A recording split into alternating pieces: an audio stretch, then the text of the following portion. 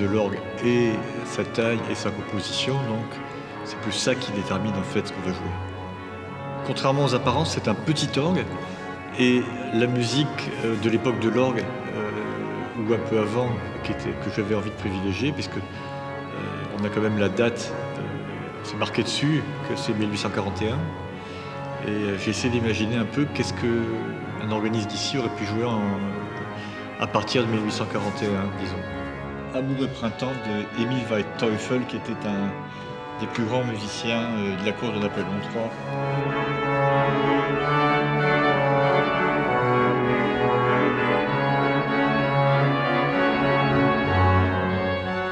Donc il y aura un peu de classique en fait, de Mozart, Beethoven, un peu de Bach même.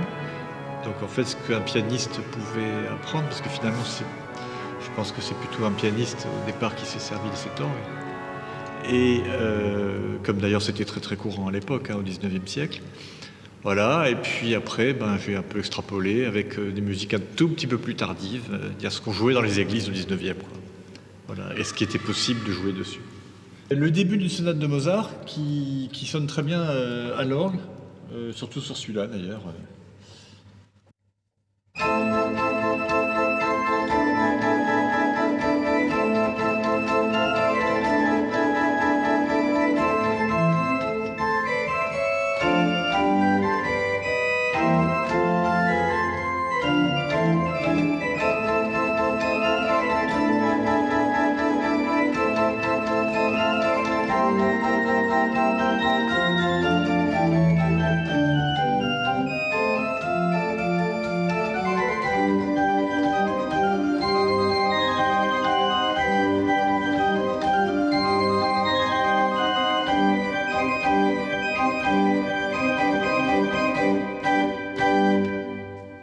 Alors, je vais vous jouer un extrait d'une communion de Jacques-Louis Batzmann. C'est pas une blague. Il était alsacien, donc Batzmann avec 2 T, 2 N, et il a été organiste à Vesoul puis à Dijon.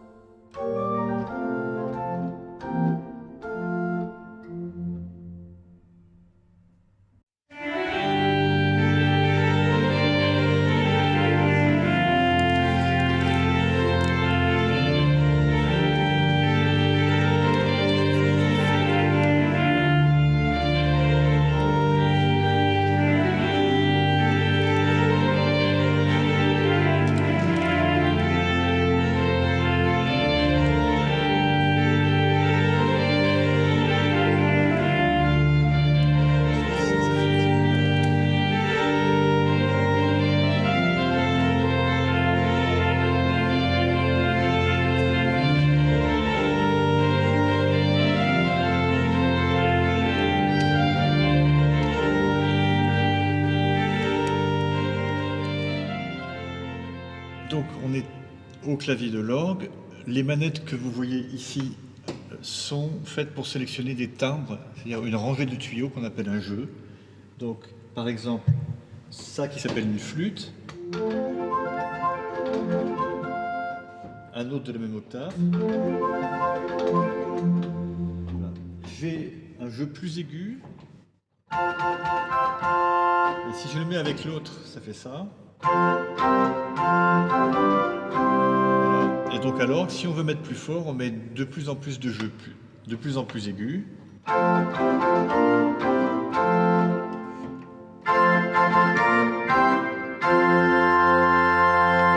Voilà. Et tous les jeux que je vous ai fait entendre là sont des tuyaux à bouche, donc comme des flûtes à bec. Et en plus, on a un jeu qui s'appelle trompette, mais qui ressemble plus à une clarinette dans le mode d'émission.